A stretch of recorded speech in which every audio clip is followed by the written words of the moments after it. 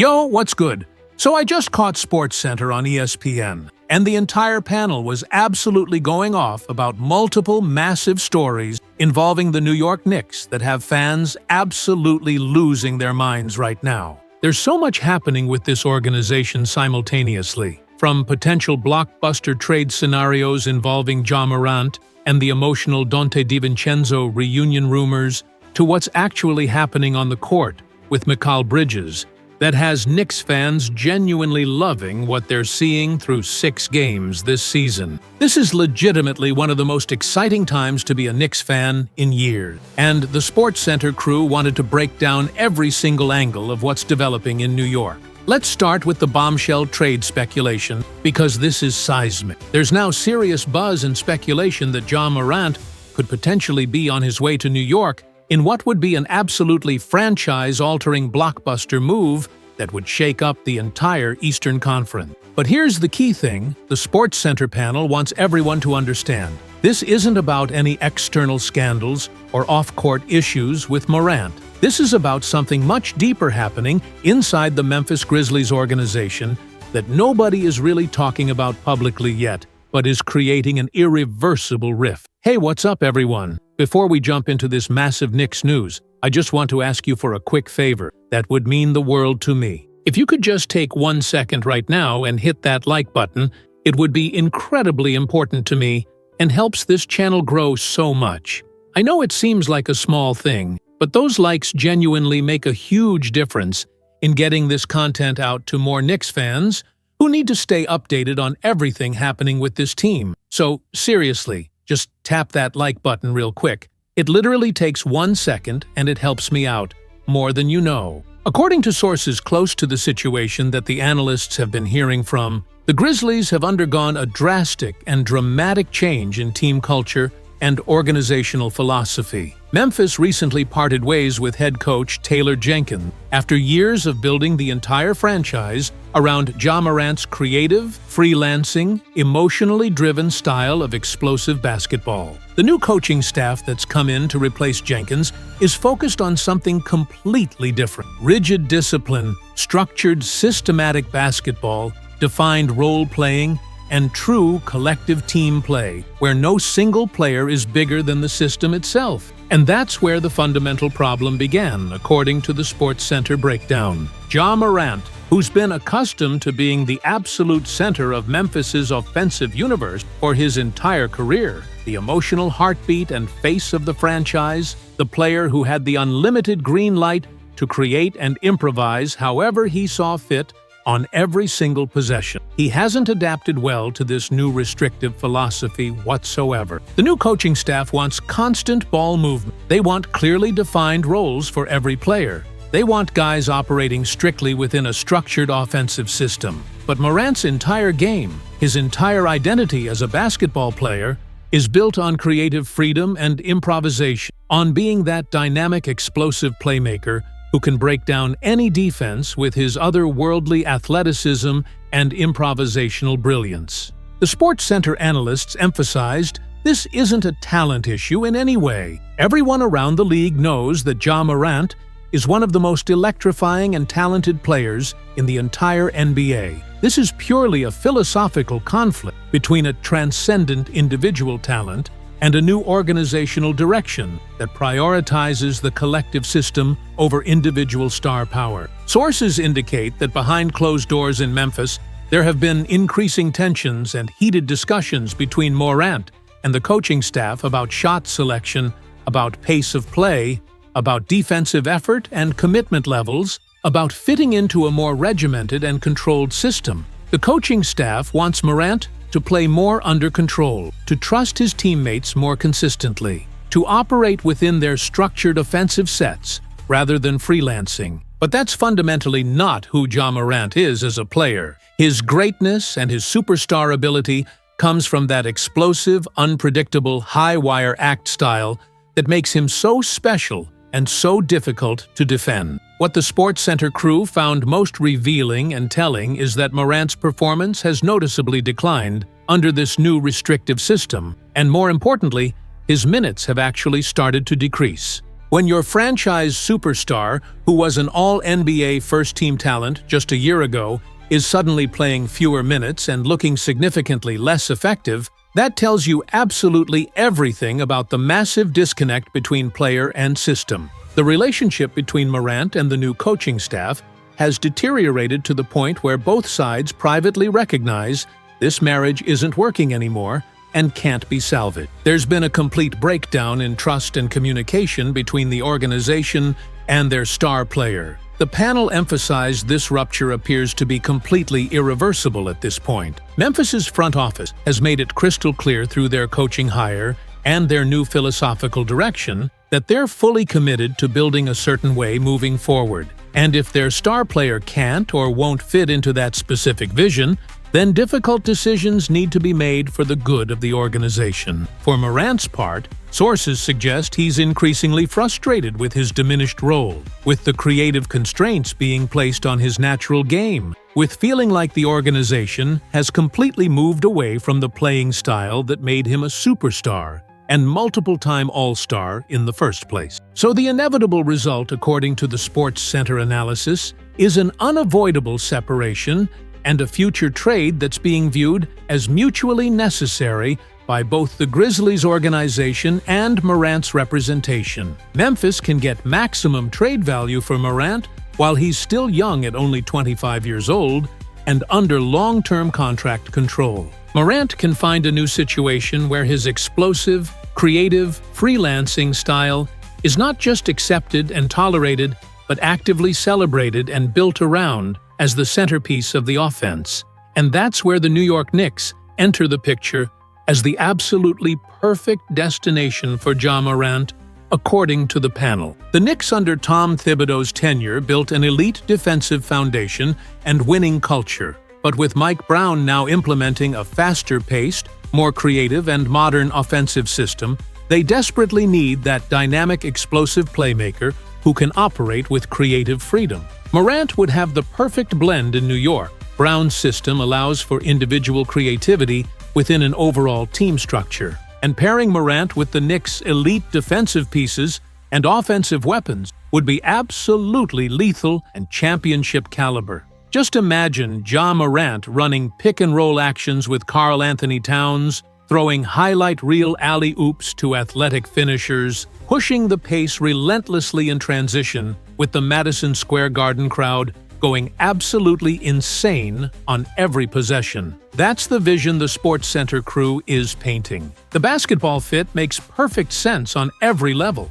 Morant would instantly become the Knicks' primary ball handler and offensive creator, taking significant pressure off Jalen Brunson, who could slide more naturally into a secondary scoring role where he's equally effective. The Knicks have the defensive personnel with OG Anunoby and Mikal Bridges to completely cover for Morant's defensive limitations. And most importantly, the Knicks' offensive system under Mike Brown would allow Morant to play with that creative freedom and improvisational style that made him special, the exact freedom he's not getting anymore in Memphis under the new restrictive regime. Sources suggest that while no formal trade request has been made public yet, serious conversations are happening behind the scenes between front offices. Memphis knows they need to maximize Morant's trade value before this deteriorating situation becomes more public and toxic. The Knicks know they need that explosive dynamic guard to take them from Eastern Conference contender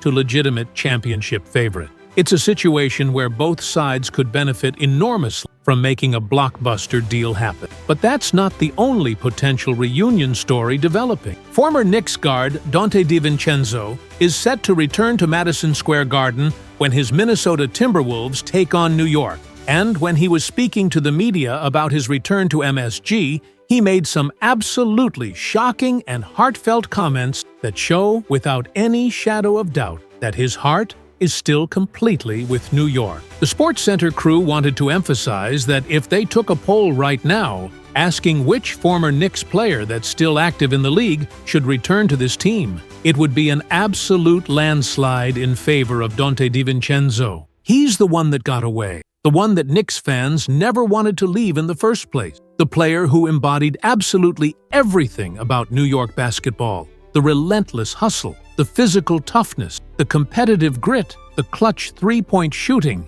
the defensive intensity on every possession. According to Donte DiVincenzo in his media availability, and shout out to Christian Winfield of the New York Daily News for getting this exclusive emotional information, DiVincenzo said the following when asked specifically about his return to MSG and facing his former team. "It was 1 year, but it was a really good year, and they became family." Now let that sink in for a second, according to the Sports Center panel. Remember, Donte DiVincenzo is saying this even though he knows he has to go face-to-face with the Knicks as an opponent. The Knicks are literally the enemy in terms of competition. They're the team standing between Minnesota and a victory. But when DiVincenzo is speaking about New York, he sees the Knicks organization as his family, and he wasn't even with the franchise for that long in the grand scheme of things. He was only part of this team for one single season,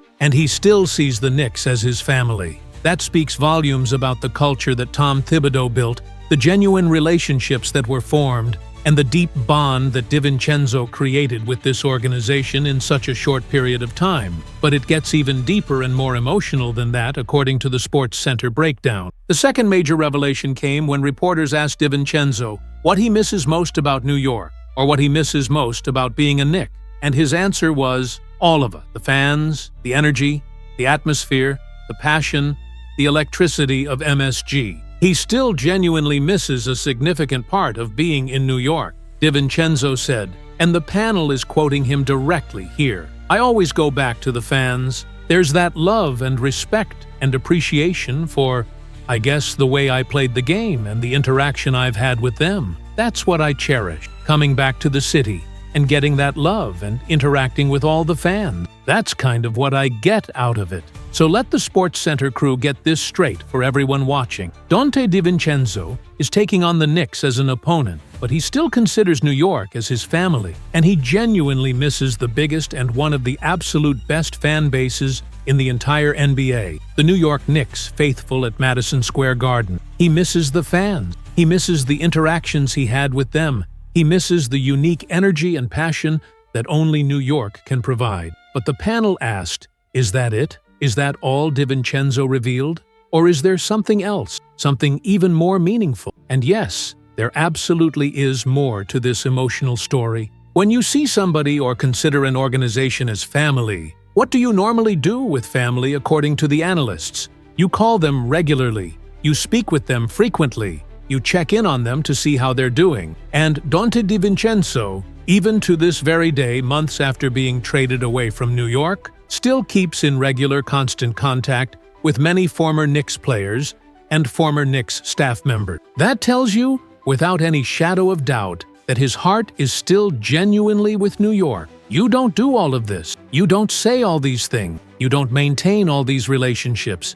You don't express all this raw emotion if there's not a significant part of you, even a small part deep down, that wishes you were still back at Madison Square Garden, suiting up in orange and blue every single night. The Sports Center panel emphasized that Donte DiVincenzo remains in constant touch with former Knicks staffers and teammates. That includes Jalen Brunson, whose wedding DiVincenzo actually served as a groomsman in.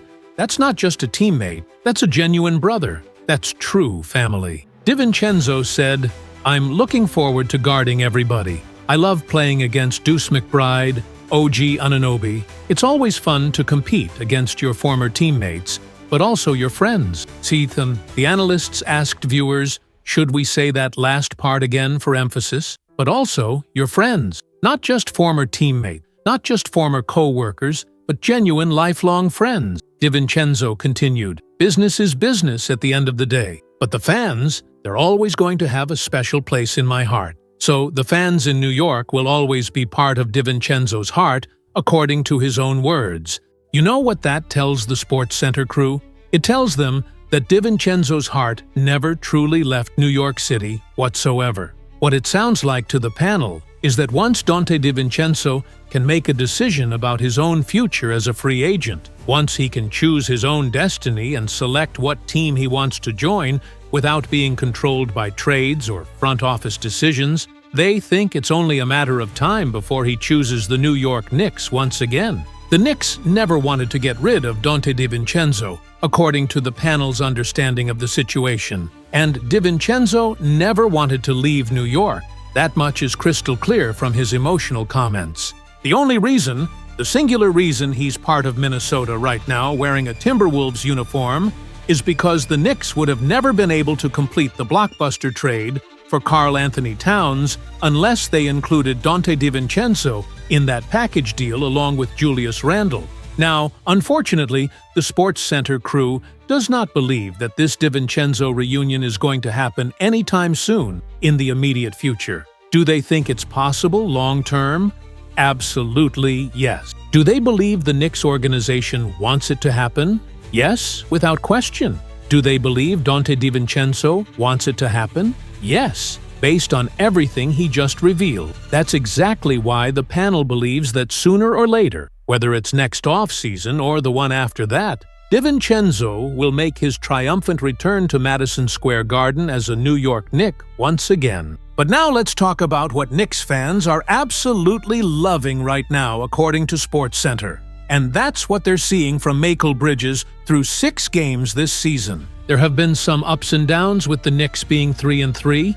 This has been a very interesting season thus far, with a lot of highs and a lot of lows. But right now, fans are seeing exactly what they want for this team, not only for the present success, but also in a way that is going to seriously impact the future development of the young stars on this roster as well. When Mike Brown took over as head coach, everyone knew changes were going to be coming to the way the Knicks play basketball, and we're already seeing that transformation happen. The team is shooting a whole lot more three-point, and there's a whole lot more offensive flow and creativity going on. They're having a more offensive-focused approach and identity. Though the offense still hasn't gotten to where it needs to be consistently, there has been stuff that is completely different and improved from last year's stagnant offense. And the biggest revelation and surprise has been Mikal Bridges. Bridges has had an absolutely awesome start to this season, looking like one of the best and most complete players on the Knicks,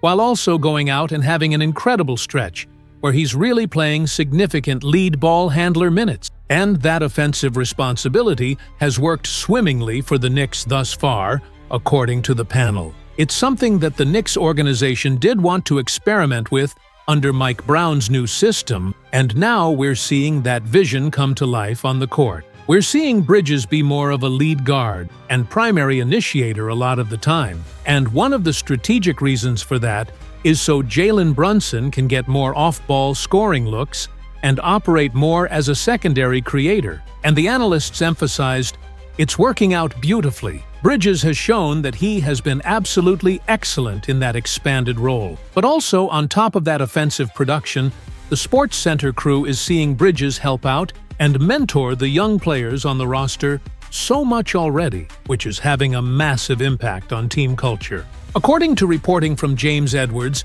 if you know anything about Mikal Bridges' background and character, what took place at halftime during a recent game is a common occurrence. The 29-year-old veteran has taken every single young Knicks player under his wing since his arrival last offseason, providing mentorship and guidance. It's exactly what Ryan Anderson did for Bridges when he was a rookie in Phoenix, and then later what future Hall of Famers Chris Paul and Jay Crowder would go on to do for his development. Before that, during his college years, it was Darren Hilliard and Javon Pinkston at Villanova who showed him the way. In the snap of a finger, Bridges, who signed a massive 4-year, $150 million extension this offseason showing the Knicks' commitment to him, has become all the veteran players who helped him settle into the NBA and reach his potential. He's transitioned seamlessly from being a promising youngster, seeking wisdom and guidance, to becoming a proven veteran leader, providing that same mentorship to the next generation. Bridges said in a recent interview, "Throughout games when I was young, my vets just let me be myself and gave me confidence. I think it was just about being a friend first. I knew who Ryan Anderson was as a player, but him being genuine friends with me and giving me confidence and compliments was like, oh damn, this Hall of Fame level player believes in me." When I was in Phoenix, We didn't have a lot of young guys on the roster, so I didn't really have the opportunity to be that veteran leader. But then, when I got to Brooklyn, I had the opportunity where I had a lot of young guys for me to be a good leader and mentor to. I want to get close with everyone, get to know them personally, and see what they're really about as people. It makes it so much easier when I need to get on them or coach them up, because they know it's coming from a place of genuine love and wanting them to succeed. So the panel is seeing Mikal Bridges go out there every single day and have such a positive transformational impact on these young developing players. Both Tyler Kolek and Pacome Dadiet have talked extensively about this mentorship.